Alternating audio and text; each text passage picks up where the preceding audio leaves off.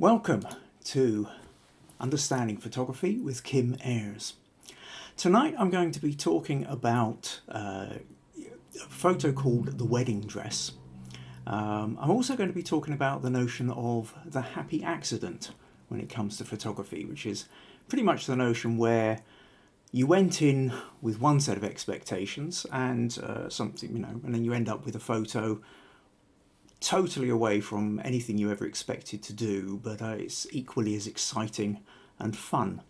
And then, of course, I'll be giving critique and feedback on images that have been posted during the week. If you find this useful, please consider giving a donation to paypal.me/Kim Ayres. You can see it just down there in the right-hand corner. And Facebook, this is going out live. Comments, do leave a comment. If this is your first time here, or you don't generally comment, please do leave me a little hi, tell me where you're from. It's always good to get a little bit of feedback, know somebody's actually listening in to these things. So, welcome. Hope you enjoy the show number 12, I think it is. Yeah, nearly 3 months we've been going with this. First thing I want to talk about with you this evening, is a photo called The Wedding Dress. And let me just flip over here. No, not that one. There we go. Yep, that's it. Now, obviously, for most people, certainly in the West, wedding dresses are usually white. So why is this called a wedding dress? Well, it all goes back to Isabel, who I was doing this shoot for. What had actually happened was she'd won a prize that I was part of a group of photographers. We were doing a fundraiser for Macmillan Cancer. And I put in a photo shoot as one of the prize draw options. Anyway, Isabel won. And we got together. I went out to meet her. And so we thought, well, okay, let's have a sort of chat. What kind of photo would you like to have? And she hummed and hawed. And then it turned out that she had this wonderful red velvet dress that had been her wedding dress. Now, it was her second wedding. And when she got married a second time, she decided she didn't want to wear white, and she'd been off at some wedding fair, and apparently she sort of passed this stall or display area where the woman in charge said, "I have exactly the right dress for you." Showed her this red velvet dress, and she fell in love with it and thought, "Yes, that's the one I want to get married in." So I thought, well, okay, that's, beautiful dress, sounds great. Now, she lived on a farm down near the Galloway coast in southwest Scotland. And so we went for a little wander away from the farmhouse, and just down the hill a little bit, out in the fields, were these wonderful hawthorn trees, which all along the Galloway coast in Scotland, you find they have been sculpted by the wind. So as you can see here, is just this beautiful curve as it's shaped. They all sort of lean and they stretch out because the constant wind. I mean, there are now lots of wind farms along the Galloway coast precisely because it's very windy and it's a good source of energy in that. But for tens of thousands since the last ice age, I guess, the hawthorn trees have shown exactly how the wind can sculpt the landscape. But at the time, I was it was a really dull, overcast, dreich Scottish winter's day.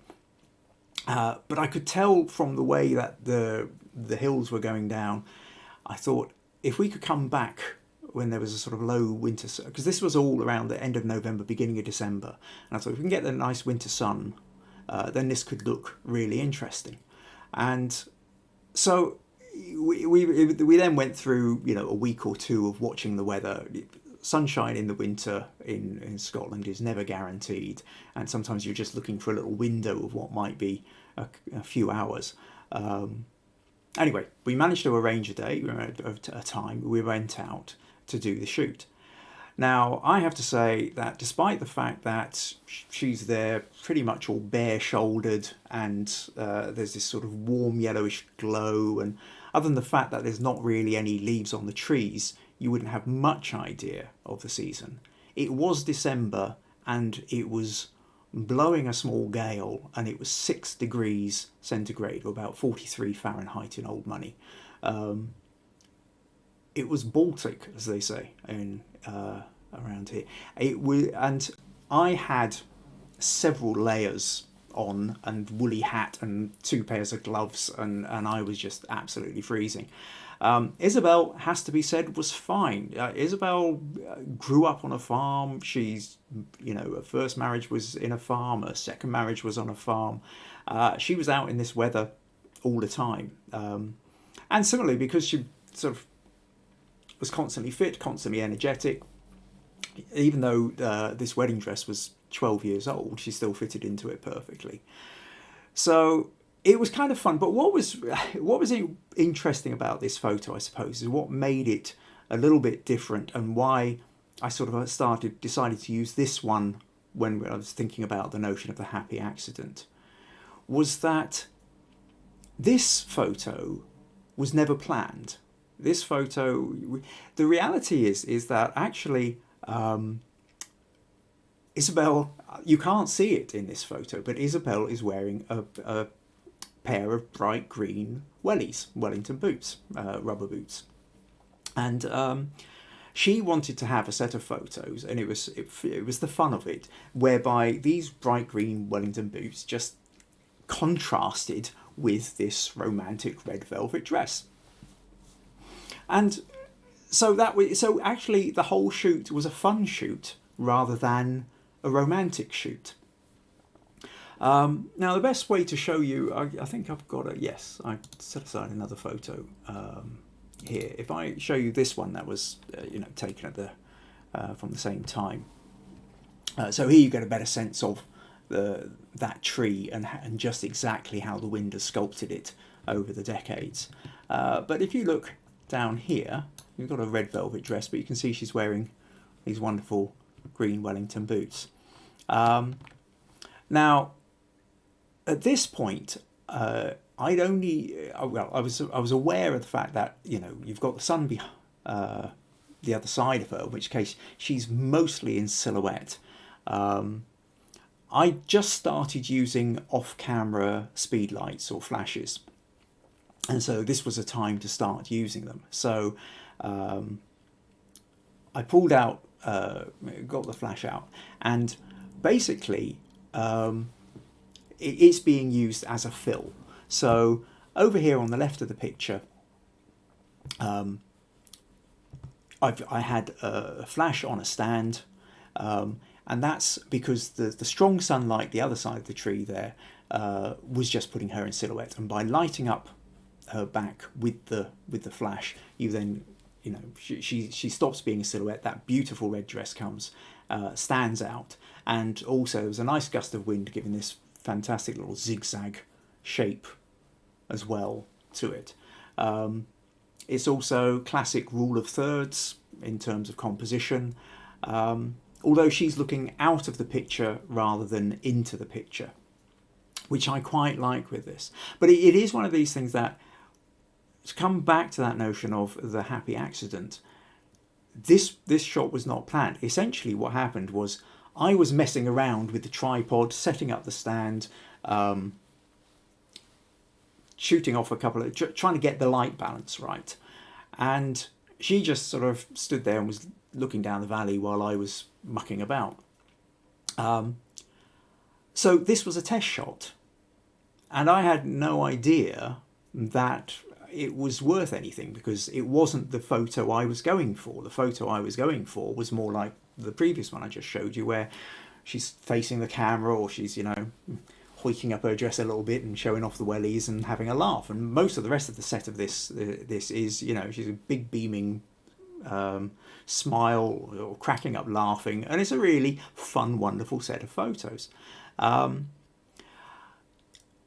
But I took the photos, and then afterwards we went, not too long afterwards, because it was so cold. There was a limit to how long I could actually stay out. We went back to the farmhouse, nice hot cup of coffee, and I downloaded the photos onto my laptop, and we just started going through them to decide which ones she wanted to have. And then suddenly this one, it just leapt out. So totally unlike any of the others, but the sense of romance, that sort of sense of, it's got a sort of almost like a Bronte-esque kind of feel to it. So now it did have, over on the left hand side, the edge of the flash was kicking into shot, and what you might have also noticed with the, where did I have that other, yeah, if you look at this one, you can see there's a fence, barbed wire fence running down through the middle of the picture as well. So in Photoshop, obviously, I then took out the speed light that was on the stand, and I removed the fence. And once you remove those aspects of it, it then becomes timeless. It's more like an illustration or a painting for some Georgian or early Victorian romance novel. The fact that I think she's looking out of the picture rather than into the picture, I think also adds that sense of almost like a yearning for a lost love, or waiting for someone, to come home again, so it really was just that sense of, I went there with to do one, and I got the set of photos I wanted, but this was really the happy accident. And now the rest of the photos where she's laughing and leaping about, showing off her welly boots and what have you, great fun set of photos, but a private set of photos. This one, she didn't mind me showing anybody else because couldn't see her face, she wasn't identifiable, but it was also a lovely photo. And since then I've reproduced this in postcards, and even had a kind of A2 print put up when I've done exhibitions, and it's always been one of the more popular pictures. It's always received a lot of praise for it, and everybody always assumes that I went out and tried to create this photo, and well, here I am admitting it publicly. Nope, complete accident. But part of the happy accident is in recognizing when you've got something. So I'll take credit for that, but I cannot take credit for planning this photo. So that was a little bit of story I wanted to talk about with that. In a moment I'll go on and talk a little bit more about that other notion of happy accident, and why you've really got to kind of be open to that when you're trying to do your photography. Let's just take a quick look in. Have I got any comments? Let's flip you back over. Bill McCandlish, hi from Stranraer. Hi Bill, thanks very much for coming in and leaving a message. Okay, nobody else commenting yet. Well, see if anybody else comes in a wee while. Right, okay. So, that notion then of the happy accident, in a way, an awful lot of photography is kind of happy accident in a way. I mean, unless you are really planning the photo down to the absolute nth degree. A few weeks ago, I showed you where I did the thumbnail sketch of the photo that I did for of my daughter, which ended up on the cover of Dumfries and Galloway Life. How by sketching it out, we had a very clear idea of what it was we were going for. And, there are obviously quite a lot of shoots I do, even if I don't know the exact thing I'm going for, I've got a pretty good idea of the kind of thing I want to go for. And there is a thing here where the way I do photography is I rarely have an absolute idea. I try and get as much idea as I can, but I am completely and utterly open to what's there. what else turns up at the time? And a lot of that is also because I'm a people photographer. The moment you introduce another person into the mix, things change. You know, people are not mannequins. I mean, I do know some photographers who will sort of pretty much arrange people exactly how they want them and tell them exactly the expression they've got to have. And the person may as well be a mannequin. But they're being hired to do that job. They're essentially a prop person.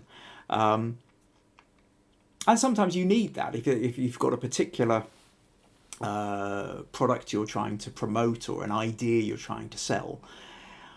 But at its heart, I'm much more of a collaborator. I like working with people, and I like the idea of trying to draw out of the people that I'm working with their ideas as well.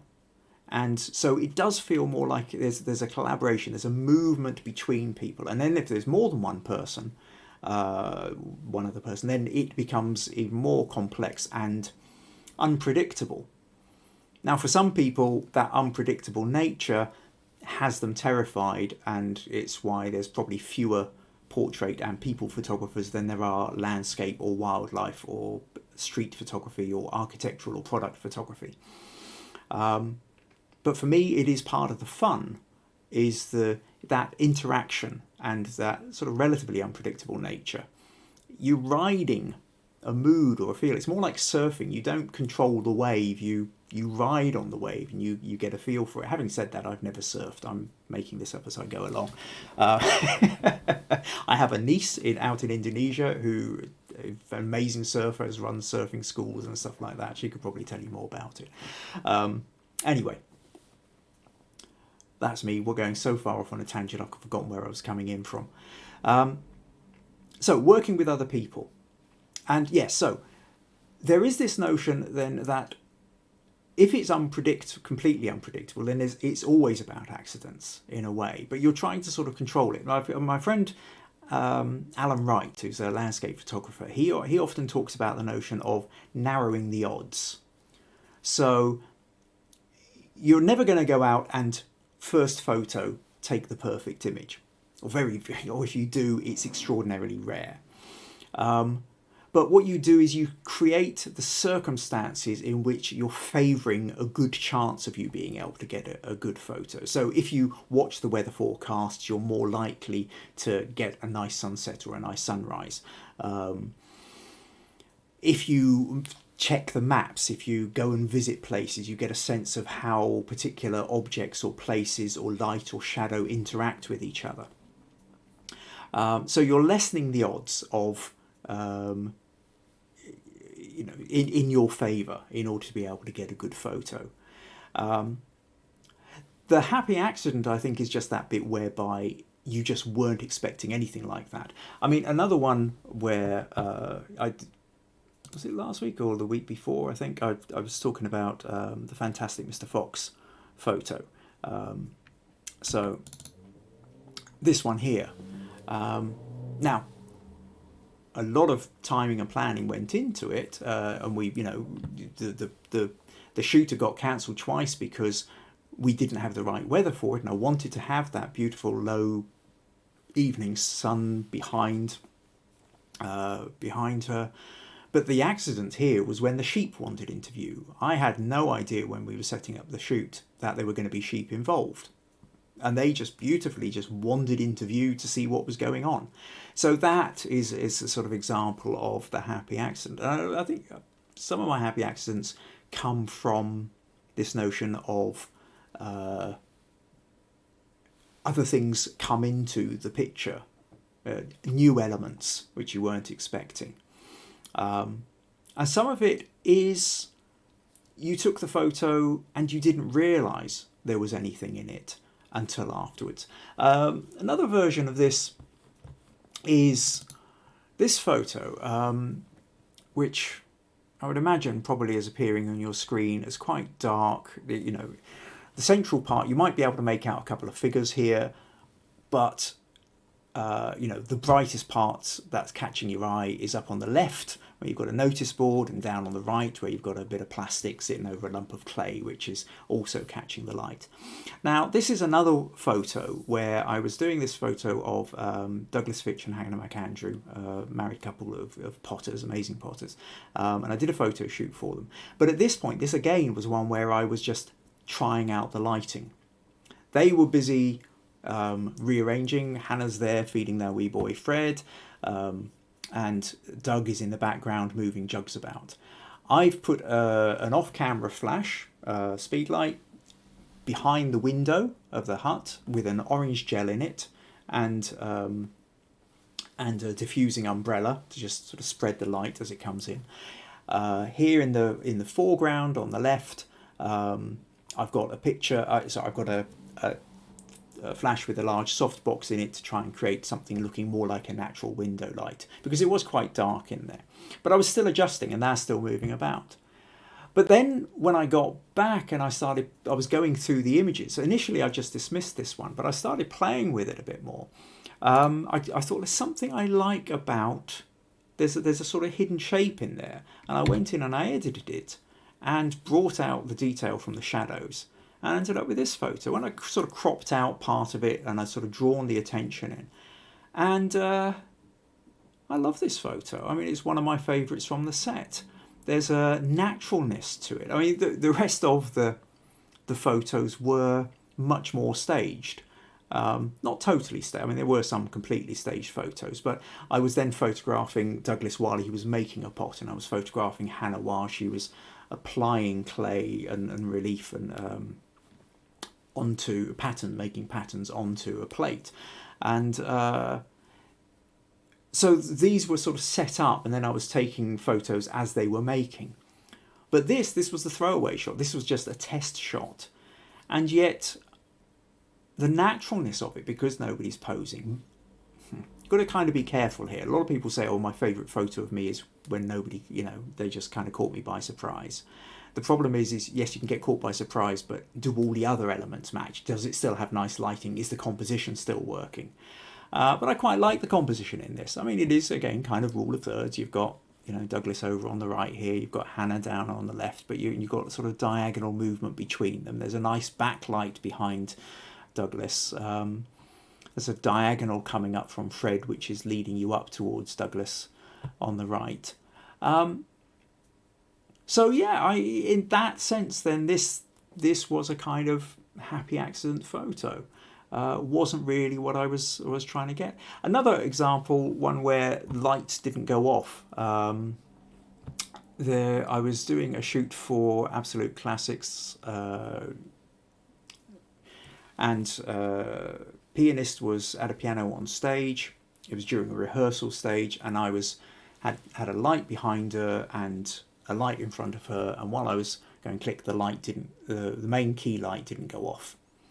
Now, when you're in situation and you've got your mind set for a certain number of photos and you're trying to get different things, then one of your lights doesn't go off.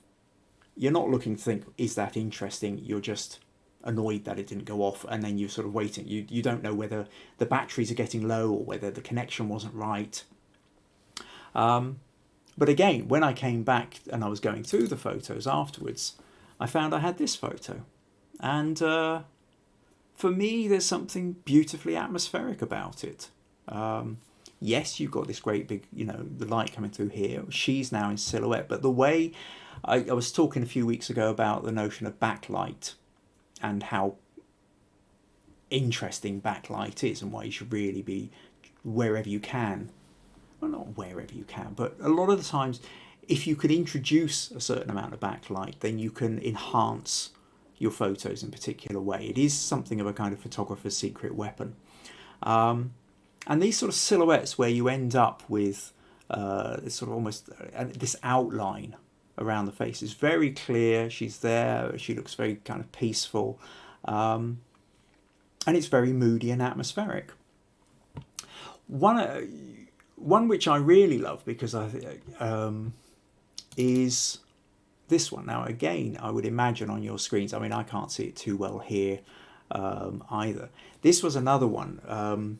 Now, I was doing a fashion shoot for a hairdressing salon in Dumfries, B20, and Abby was putting some makeup on it in the mirror. I'd seen her do this, and I thought, oh, that looks quite interesting. And I was trying to set up lighting. So again, I was doing testing the lights.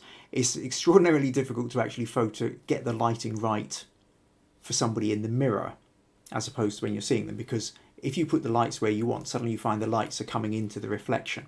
So I was doing a lot of mucking about trying to work out how to do this. This was another one where the key light didn't go off. I had another light off to one side, so more side lighting than back lighting.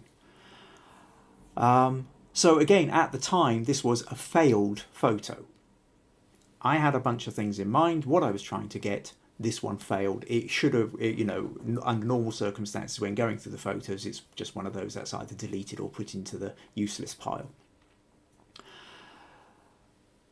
But there was something that sort of just caught me for a moment, and I thought, what if? Now, for those who were watching last week, might remember the ballet dancer photos that I did, where I put them into black and white, and she was purely lit from sort of slightly behind and to one side, and so you ended up with a beautiful lines and just an outline going on. And I thought, well, what if I did something similar with this? And so when I edited it, I ended up with this photo. And again, I was really pleased with it. It's so moody and atmospheric. I think there is a thing, I've talked before and I will talk again about the notion of shadows and shadow play. The light shows us what's there. The shadow, because it doesn't, the viewer fills in the gap.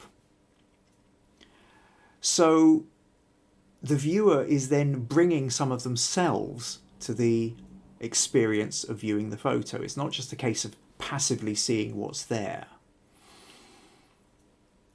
And so there's quite often a sort of slightly more emotional content to it. And depending on the emotion of the emotional state of the viewer that will actually influence how they feel about the photo itself. But I tend to think the shadows are quite often where the emotion is. The shadows are where the interaction is, more than necessarily what the light is shining on.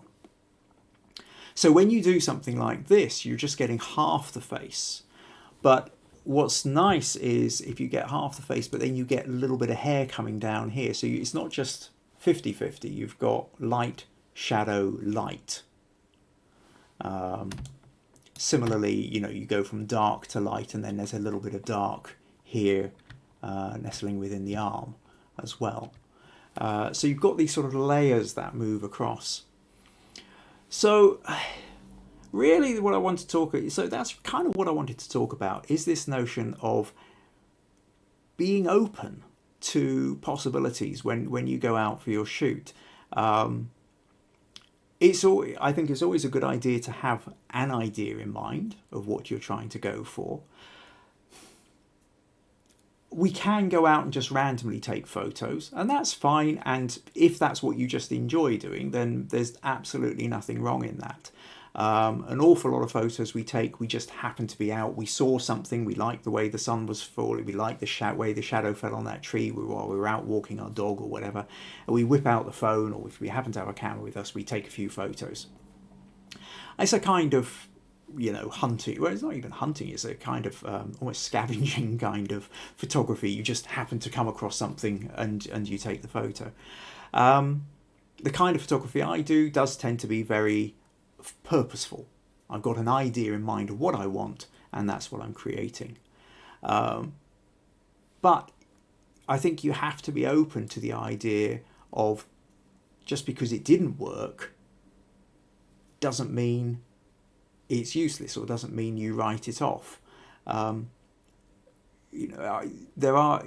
think the number of times there used to be a time when I would go through my folders, of images after a shoot, and all the ones I thought hadn't worked, I just hit delete.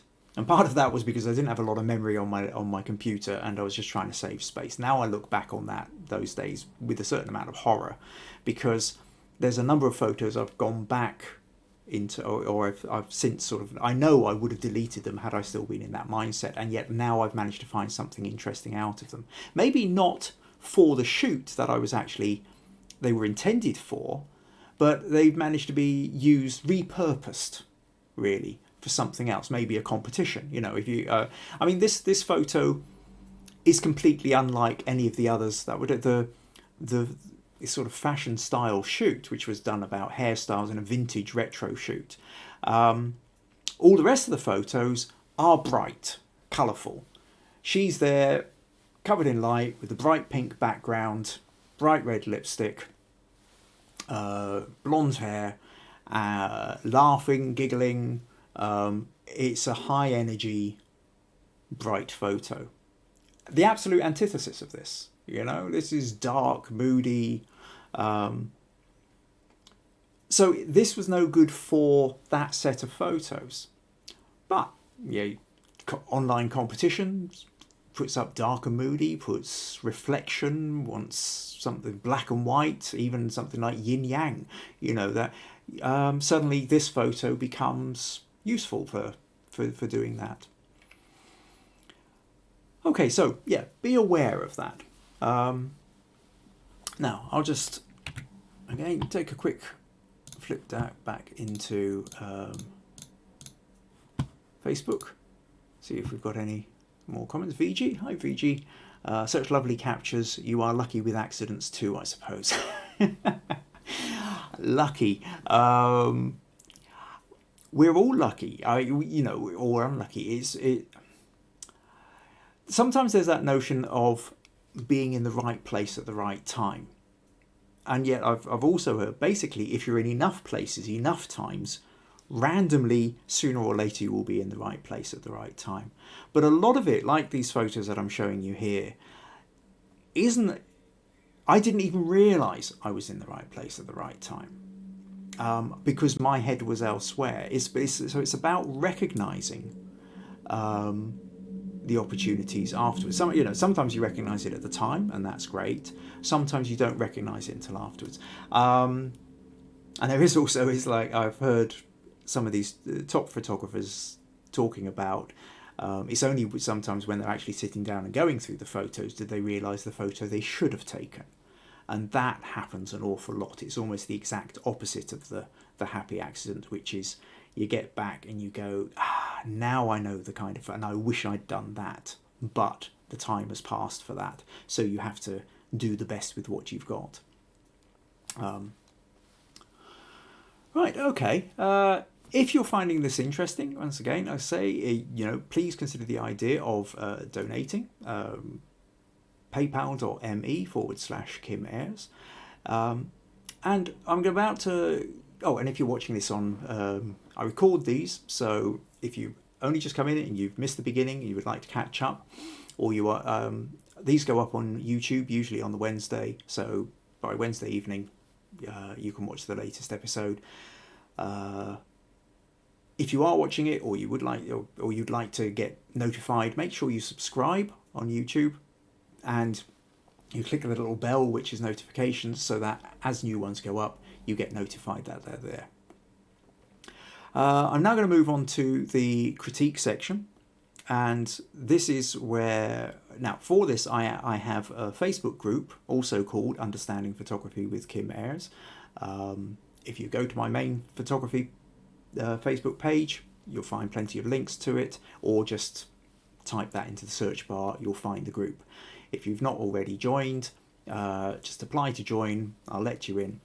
And then what you can do is you can submit your own photos for feedback, critique. I mean, it is one of these things whereby we create our photos, but it's extraordinarily difficult to get an objective eye on them, because most of the time when we put our images up, put them up on Facebook, people tell us we're wonderful, they click like, we feel good, but we're not necessarily learning anything, because a lot of people are just being polite. Very few people really want to tell you that it doesn't do it for them. And if it doesn't, and they're not feeling in a polite mood, they'll just not comment at all or not leave any kind of like. So if you're only ever getting likes but you're not getting any critique or criticism, how are you ever really going to know how your photos look from the outside? So this is what the whole point of the critique section is for. So let's move on. Let me minimize that and come over to, what shall I start with? So I'm going to start with Paul Creswell, who he knew I was talking about. Last week I trailed the fact that I was going to be doing the happy accident. He put on a thing saying, on the subject of happy accidents, I hope you find this relevant. I took the original uninspiring image of the Joan at the Joan of Arc Memorial in Rouen. Now let's pull up that photo and just show you. So this was Paul's version, where he took a photo and initially didn't really think there was much to it. He then goes on to say, when I got home, I noticed the guy texting his mobile, which was interesting. The guy texting on his mobile was actually walking through the text message on the wall, which was interesting. On my first edit, which is this one, I moved him back to give him more room to walk into. So if you see here, he's sitting between the pillars, like that. We come here, and so Paul's cut him out of here, placed him behind there so that he's got space to move into the picture. But it does look like he's about to actually walk into the pillar. It's true. So which he said, so my first edit, I gave more room to walk into, but he looked to be heading for the pillar, so I ended up taking the pillar out. And there we go. Not a great image, but I thought it showed what can be lurking in the most unpromising effort. And I think it is. You go from that, you start thinking there, and from that you move into this. You can see definite moves forward. So yeah, guy busy texting, chunk of text on the phone. Interestingly, I suppose if we just open that with Photoshop, just to sort of show you, let's see if I duplicate the line there, and just to sort of show you, if I just loosely cut him out, copy and paste, and then I will just do a quick fill. So go over to layer 1, just something like that. So he's missing, and then put him back in. Now we can move him about. You can actually see, would he look better anywhere else? I do tend to feel like where Paul placed him here, it feels like there's a massive sort of gap here. Maybe it would have worked slightly better if you put him about here, which is, I think, pretty much almost where the post was, or maybe the post was over a little bit more. But just that idea, really, just to show you that when you're playing with photos, don't be afraid to sort of grab something and shift it about. Does it look better if he's here? Would it look better if he was actually exiting with all the space behind him? Each one of these has a slightly different feel to it. So a lot depends on the kind of feel that you are going for. There is no right or wrong answer, really. What there is does it work or doesn't it? And does it work for you or doesn't it? Or does it work for the viewer or doesn't it? And I suppose really there's a whole interesting dynamic in that. We create photos and then we sort of desperately want other people to like them. And then people seem to really love some of the photos, which we're okay about, but we didn't think deserves as much attention as they do. Or there's photos that we absolutely love and tumbleweeds. Nobody else seems to be particularly bothered about them. So it's important to understand when you're doing photography that sometimes it's about satisfying you and sometimes it's about satisfying somebody else. And if it's about satisfying somebody else, who else is it you are trying to satisfy? Because again, you are never going to satisfy everybody. It's one of those things that, I get asked quite frequently about the notion of satisfying the judges in photo competitions. And I mean, I've even been a judge in photo competitions. And the reality is, the better you know your judge, the better you're more likely to satisfy them. I mean, there's no doubt, if I'm judging a competition, show me a really good portrait, I'm more likely to be drawn to it than if you show me a really good picture of a building, because I'm a portrait photographer rather than an architectural photographer. I can still appreciate line, light, form, technicality, composition and all that, don't get me wrong. But if you're talking about ultimate preference, that's going to vary from person to person. So anyway, just to point this one out with Paul's here, that actually they each have a sort of slightly different feel. You can stick him in the middle there, and we play a little bit then with a notion I talked about, was it week 3, 4, asymmetrical symmetry, where he's smack bang in the middle, which creates a symmetrical photo, except for the fact that the writing isn't symmetrical. It's 2 lines over here, and then we go on to a 3rd line down the bottom. And we've got a bit of movement through it. So that kind of creates, now does it create too much space over here? Perhaps it does. So we then come back to moving him back around here, where he ends up in that roughly kind of rule of thirds space. But if you place him sort of much further back here, more like Paul did, then you give him this huge long space to move into. So it's very much a case of what appeals to you as to whereabouts you place him. But I just wanted to kind of point that one out. So thanks for sending that one in, Paul. I think it's sort of fun to kind of play with, and it was interesting to see how you developed that photo as you went. Okay, next up, actually, let's just do a quick flip back over. No, not many comments tonight. Does this mean nobody's watching? I have to live with that possibility. Hopefully you're all now watching on catch up afterwards. So where am I? Let's go to Paul Sandell or Sandel. Apologies if I'm not pronouncing it. Sandell. Now this Paul says, trying my hand a little black and white work. So that's what he plonked this one into the Understanding Photography with Kim Ayres Facebook group.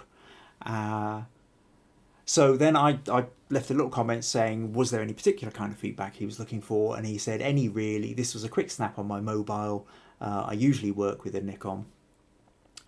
So, okay, the reason why I ask for feedback is pretty much what I was saying just now about the other Paul Creswell's photo, which is, this isn't really, if I'm to help you, it's useful for me if I know what you're trying to achieve. This isn't about you trying to please me, it's the other way around. It's about me trying to help you.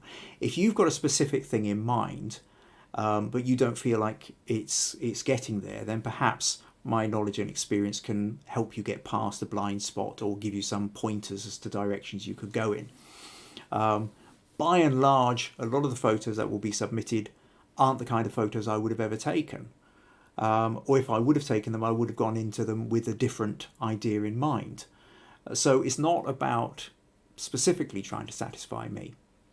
However, so what I can do with this though, is I can talk about a generalized ideas of where I think things might be enhanced, or where you might have thought about things you might have thought about at the point you were taking it.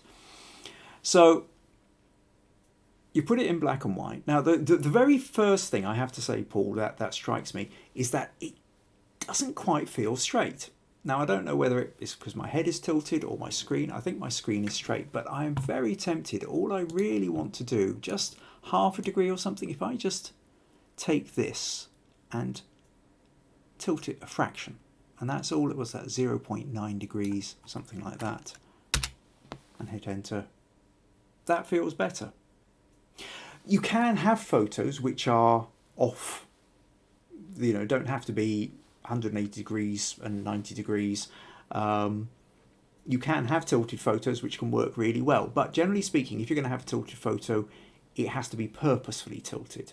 If it's just off tilt, then it tends to have a feel like you haven't noticed rather than it was done deliberately. So for me, just that little tilt instantly helps it a little bit. But then maybe that's a sort of slightly obsessive compulsive photographer reaction. You've got it in black and white. If you go black and white, there's two reasons primarily for going black and white. One is you're either trying to go nostalgic, a kind of a timeless feel for it, or the other one is because there is something about the lines and the tones and the shadows and the contrasts which make it much more interesting in black and white, and it's where the colour would get in the way of.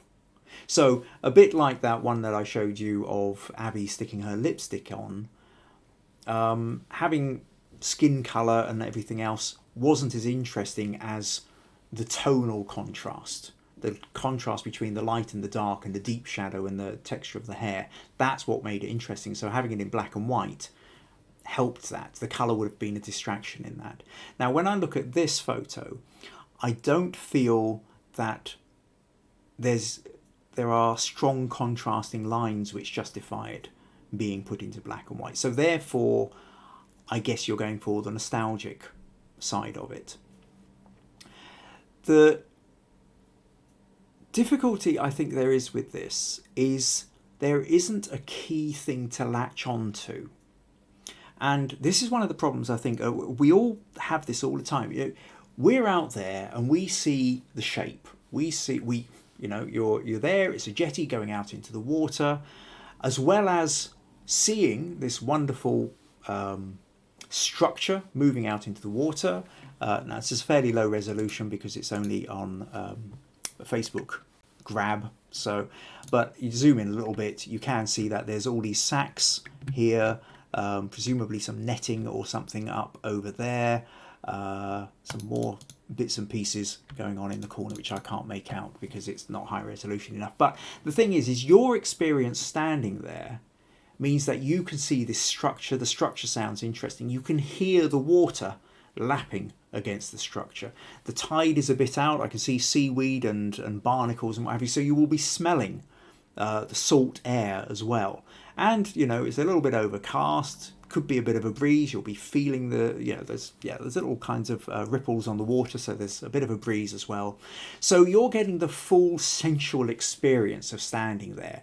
There's the jetty, but there's the smells and the wind and the sounds. And so when you create this photo, you've got all that in mind. When I look at that photo, I don't have any of that in mind. I've had to extrapolate just now, but I'm not feeling the wind. There isn't anything in there which says, feel the wind on your skin. There isn't anything there which says, smell the saltiness of the seaweed. There isn't. All there is shape. And when I'm looking at a two-dimensional image, which has decided, you've decided on this section rather than this section or that section or this section, my eye isn't drawn to any one particular area. It's full of lots of things, but that kind of makes it a bit too crowded in a way. Photos most often, there are exceptions, but most often work if there is a particular theme, a particular thing that you are being drawn to. What is the key subject in this? Now, you might then have secondary subjects, and that's fine, or even third subjects, or even, but each element in a photo needs to be related to the other elements, or the more strongly they're related, the more effective the photo generally is. And what I feel with this is it feels sprawling without giving me a focal point. If there was a man standing on the thing pulling a rope up or tying something together or dragging something along, then you have a focus, right? Okay, now we've got somebody in here who's doing something in this space, and the rest of this space is supporting the prime focus. If there was a boat just sort of moored off and with somebody climbing out, again, that would be the key point, and then this would be the supporting actor, or the supporting environment kind of thing. And what I tend to feel with this is that it's supporting but without having the main part of it. What am I trying to, what are you wanting me to know? What part of my attention are you trying to grab? What part of my emotion are you trying to evoke in this? And without something for me to specifically latch onto, it's much harder for me to do that. So I hope that kind of gives you a sense with that, Paul. And it is the trickiest thing of the lot, that for us when we take the photo, we have all the other information, all the other senses. But if you're trying to have a photo whereby you want somebody else to look at it and feel something, you wish to convey a particular message, you need to be clearer on the message you're trying to convey, and then focus in on the parts that are going to help you do that. Whether that means hanging around until somebody walks into shot, or whether it means moving in order to include another aspect so that the pier fits into a particular context, or whether it's having another object like a boat in it. I can't tell you unless, because I wasn't there. But it's that mindset. What's your key element that you need? Or what's the key element you need to express a particular point that you want the viewer to pick up on? So hope that gives you some thoughts, some ideas. Thank you for submitting that, Paul. Now, what I'll move on to now is Malcolm. Malcolm he sent me 4 photos. I'm not going to go into detail in all of them, and a lot of them although a lot of them are more, by and large, there's a very similar thing to what I was just talking with Paul about here. So let's just show you these photos. So we've got this one. So we've got 2 of a marina with sunset, or just post sunset, but the beautiful colours in the sky, and we've got 2 harbour scenes just before, an hour or 2 before sunset. And Paul says, trying my hand, sorry, no, that was wrong, Paul. This isn't Paul, this is Malcolm. Sorry, Malcolm. Malcolm wearing the sun setting in Puerto Banús. My ignorance at being able to pronounce anything that I haven't come across before. Apologies there. Anyway, Puerto somewhere foreign, somewhere not Scotland. Last summer, and the golden hour at the marina. So again, asked what kind of feedback he was looking for. Feedback on composition and overall quality, really. I'm hoping to get better at landscapes. Okay, well, that's great. So I think really what we've got here with each of the sort of slightly different things. If we take this photo, for example, there's an element whereby you are using compositional rules, your traditional rule of thirds, where if we take, roughly, you have a line going through the middle. So let's just turn that to a pencil, makes it a little bit easier. Sorry. If you make a kind of crisscross, noughts and crosses, kind of very rough this. But what you tend to find, your rule of thirds idea, I talk strongly about this in episode 2, if you ever want to go back and look at it. You have this grid, and the stuff that's appearing in these parts of the inner square tends to be the most interesting parts of the picture. So what we have here is you've got your horizon off center, you've got this little tower bit here off center, you've got the sun off center. So the elements are there. I think part of the problem is, though, that there's a sort of certain amount of, well, first of all, the sun is burning out. It's really bright. Nice bit of reflection, but when you look at this, it is just dominated by this big chunk in the sky, and you go, okay, it's sunny. The clouds are okay, but they're not massively interesting. There's a little bit of silhouette over here. I just don't feel like there's enough to really grab you with this.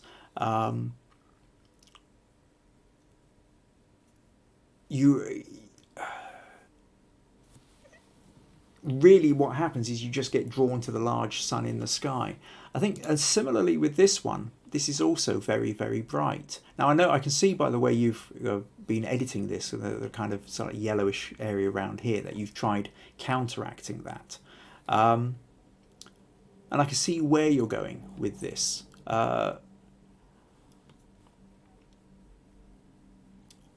It's a tricky one here, whereby the sun is so bright that really most of the stuff is almost silhouette, but it's not fully silhouette. So do you go for the silhouette or do you not go for the silhouette?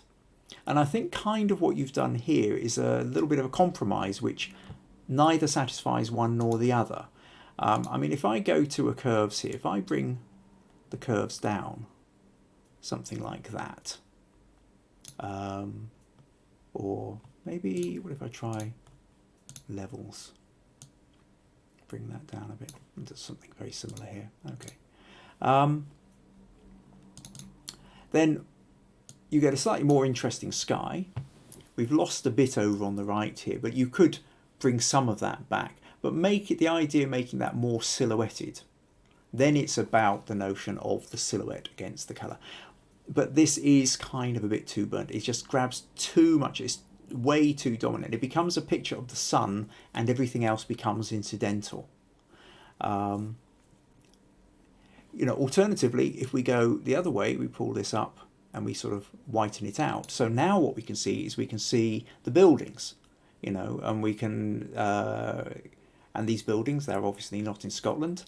But at this point, if you wanted to feature the buildings, you would have needed to have included a little bit more on the left of the picture to make a feature of that. The sky then, of course, ends up burnt out as well. It is a tricky thing, and it's not something, generally speaking, your average camera, certainly your phone can't handle it, and your average camera isn't going to be able to handle too well if you're getting the sun smack bang in the middle of the photo, because the sun is just going to dominate absolutely everything. So you either need to allude to the sun, so you can see the effects of the sun and the shadows, although the sun itself isn't in the picture, or you use the sun specifically for creating a silhouette. I can suddenly think of a photo that I had. So if we take this one, for example, where, you know, in this case, we've got the sun and it is bright, but because everything else is sort of coloured out in the same glow, and we've got the silhouette of the photographer here, this large chunk of black silhouette acts as a direct contrast to that bright white spot in the middle of the orange. So what we've got is we've got something to try and balance out, and we also now understand that we've got the sun and we've got the reflection, and we're expecting this person to be in silhouette. So I think if you can go down that route, I think if you're going to include the sun, you really have to, or, you know, the other one is where you have the sun literally on the horizon, just pointing out, where it's lost some of its intensity, so you can still balance it out a little bit more with something in the foreground. So it's kind of like that. So whether it's that photo or this photo, the basic problem here is the sun is just burning it out. And I would, so unless you're going to start mucking around with filters, I say mucking around, playing around with filters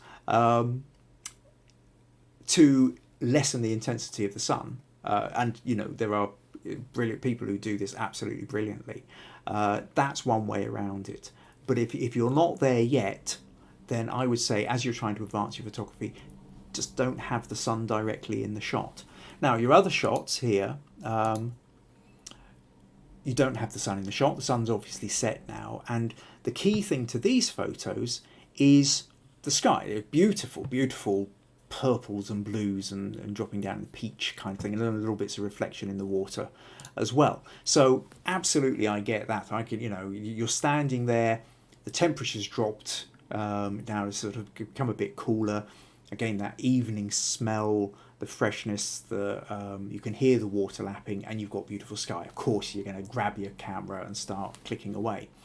But I think the problem here is with both of these is suffering from what we were talking about with Paul earlier about not having a focus. If the focus is the sky, then you've got too much foreground. Here we've got the boats, and if the focus is the boats, you need to have the focus on the boats, in which case actually we've lost the light on the boats, because really the sky is what it's about. But if it's about the sky, then why have we got all this? Got a bit of reflection there, but it's not enough in itself. And similarly here, this lower part, if I grab the curves just to bring that up so we can actually see what's happening down here, it's just very, very busy without really giving us anything. So the sky's nice, but you need to think about what is in the foreground, either in the way the masts or the boats are shaped so you're getting an interesting set of lines. So really, Malcolm, I think if you're similarly to what I was saying to Paul earlier, is the primary thing is to think, what's the key aspect of your image? What is it you're trying to capture? And then once you understand what you're trying to capture, then you start looking around and saying, well, what elements are here that are going to help me in that? Because every aspect in the photo is either helping or detracting from the narrative you're trying to express. And if what you're trying to express here is sunset over marina, fair enough. We've got beautiful clouds in the sky, but the marina itself is cluttered and isn't giving us anything to lay our eyes on. So because there's nothing to zoom in on, to focus in on, it just we blur it out a bit. So it doesn't grab us in the same way. So I hope that helps, Malcolm. That gives you a sense of find something in the photo which is the important key bit. And it's similar with these. What was the key bit with this? It's the sun here, but again, the sun is overkill. So maybe if you want the sun, you have the sun out with, or you start playing around with filters. Okay. Finally, in terms of the critique section, I want to move on to VG. Now, VG sent me a couple of different photos. I'll show you this one first. The golden hour, my friend gazing at the sunrise, and the beautiful coast of, and this one's even harder to pronounce than Puerto Banas. Mahabalipuram. Oh, I bet that sounds awful to your ears. I do apologise. I'm a photographer, not a linguist.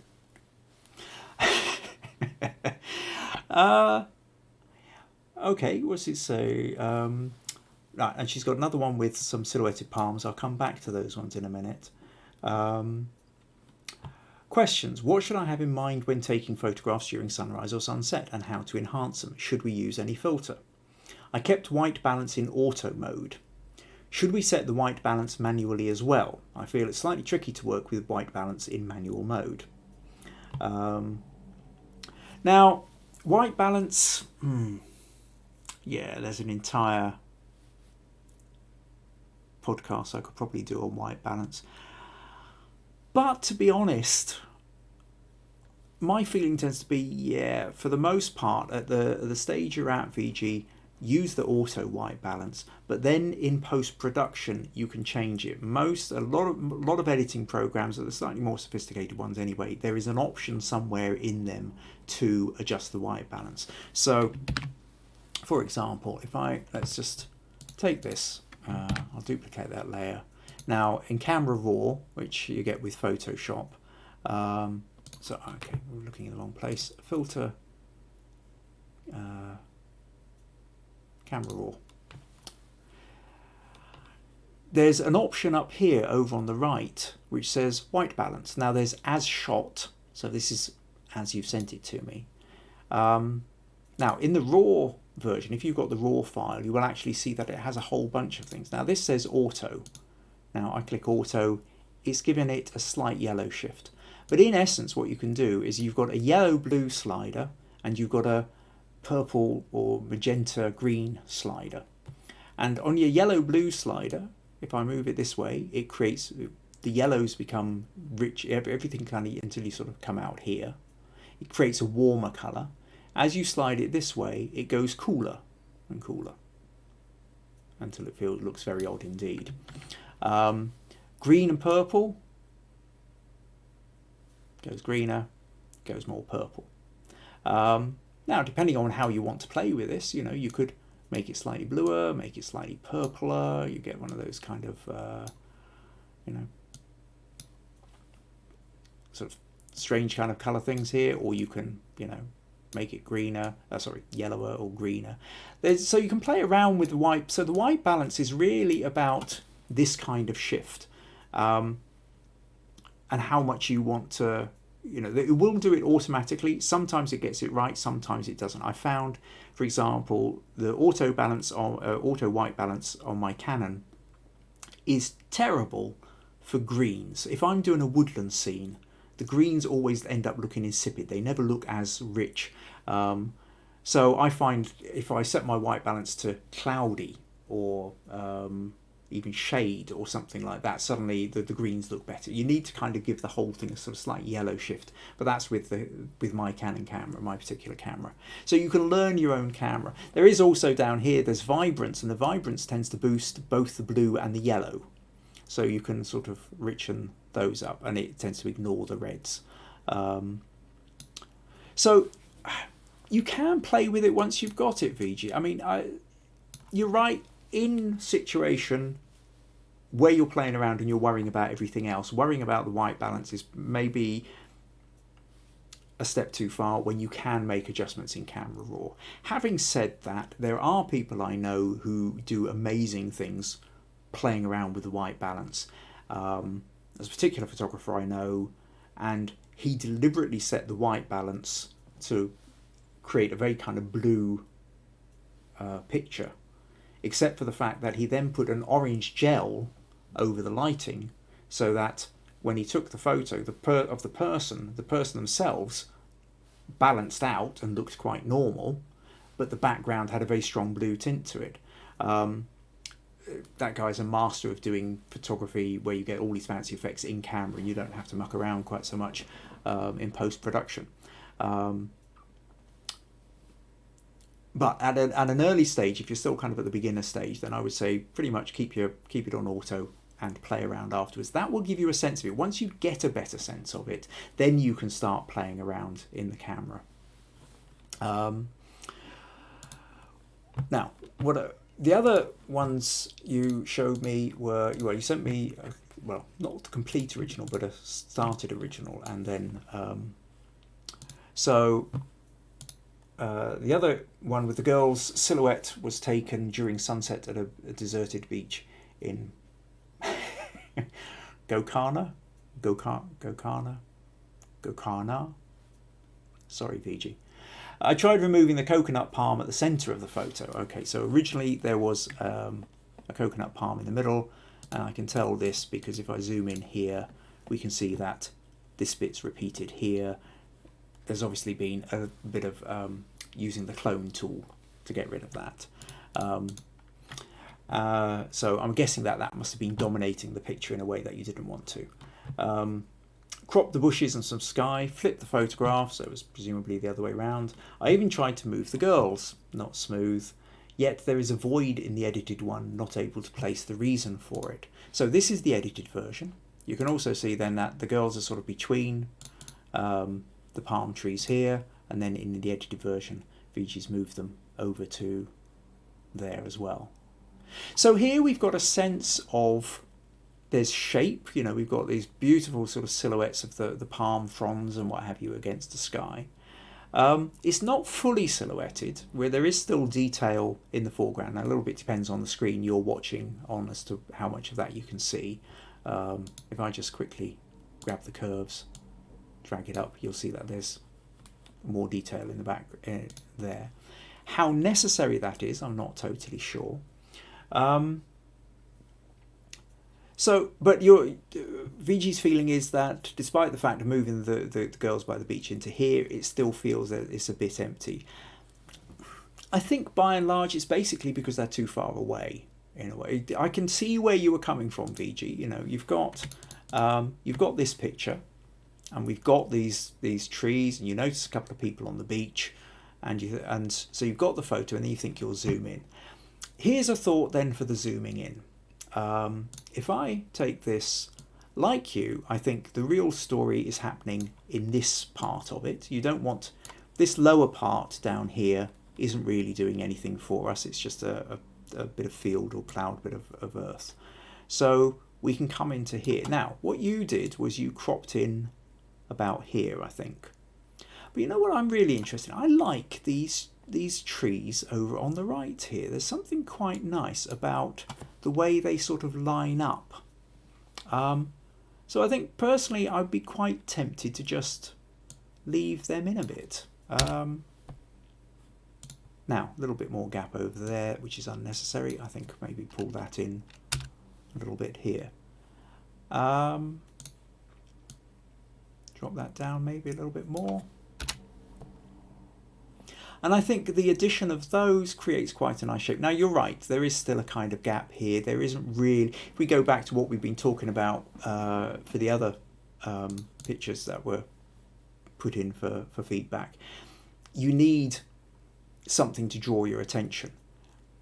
These girls here are, but if proportionally they would need to be much bigger to really grab our attention.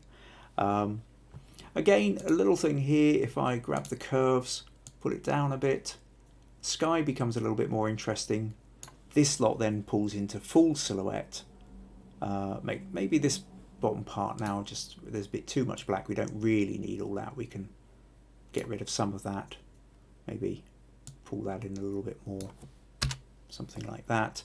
And you've got quite a nice kind of very almost tropical kind of feel to, you know, with the palm fronds, and the sky's still a little bit burnt out. The richer sky would have been nice, and I think maybe if you'd had a slightly faster shutter speed, then you would have, you know, it would have automatically come out a little bit darker, and the sky might have had a little bit more colour naturally within it. Another way you could actually go with this one, VG, is to say, I mean, I'd like to say I like there's something about this line of trees here which I really quite like. So I become almost tempted to say, well, what if we did a vertical crop with this? Now again, we don't need too much of this down the bottom here. But if you do something like that, perhaps. I think at this point then, it is much more about the shapes, those beautiful silhouetted shapes of the trees, and the fact that you've got a couple. Again, it would be nicer if they were maybe slightly bigger, or maybe they're, yeah. Again, let's grab the curves, just drag that down and actually silhouette them a little bit more, something like that. And I think then what we're talking about really, the focus of this picture is the texture of the trees, and you know, and then we've got these nice vertical lines. We've got the pair of lines here, and then we've got these ones running down the edge as well. So play with the crops. You know, you don't always have to go landscape, even in a landscape, if you're getting some interesting layers going up the way. You know, consider the idea of portrait crops as well. and look around. What are the interesting bits? Yes, sometimes the people are the interesting bit, but sometimes it is about the contrast, or it's about the lines, and it's about the shapes which you're trying to get. So I hope that helps, Fiji. Gives you a few more ideas to play with. That's pretty much it for these this section of it. So let's flip back over. Take a last look. Okay, Vigi's put a couple more in. I almost got the name. Oh well. You can maybe give me some instruction next time we catch up. So what I would ask now is, well, if you're watching this on YouTube, and by all means, please subscribe. If you found this useful, do please consider the idea of a donation, paypal.me/Kim Ayres. And if you would like to take part in submit your own images, then make sure you join the group Understanding Photography with Kim Ayres on Facebook. You can either find it, if you look down, look over on the your right of the picture, you'll see you've got Kim Ayres Photography on Facebook, and that's where you can find me. And from there you can find the Understanding Photography with Kim Ayres, or you can just type that into Facebook and you'll find it. So join it, submit your images, let me know what it is that you're wanting the feedback on, where you feel your sticking point is, and I'll see if I can help you with that. Next week I'm going to be talking about a shoot I did for Morag McPherson. Those who saw a few weeks ago saw a shoot we did together, which had a slightly boudoir feel with models wearing her kimonos. This one we went outside. It was a fashion shoot, and we had a small team. In fact, actually, at the time, it was the largest team I'd actually worked with. Professional hairdresser, makeup artist, a couple of models, nighttime shoot, and I even have a wee behind-the-scenes video of that. It's quite fun, quite exciting. I'm going to talk also about that notion of pulling a team together to create a shoot, and when you're juggling different agendas, because everybody who's on set is on set for a slightly different reason than you are, and you kind of need to keep them happy as well. So that's going to, I think, should be a fun episode. Hopefully see you. That's next Tuesday, 7:30 UK time, here on Facebook Live. In the meantime, have a good week, and hopefully see you then. Right. Thank you very much. Take care. Bye bye.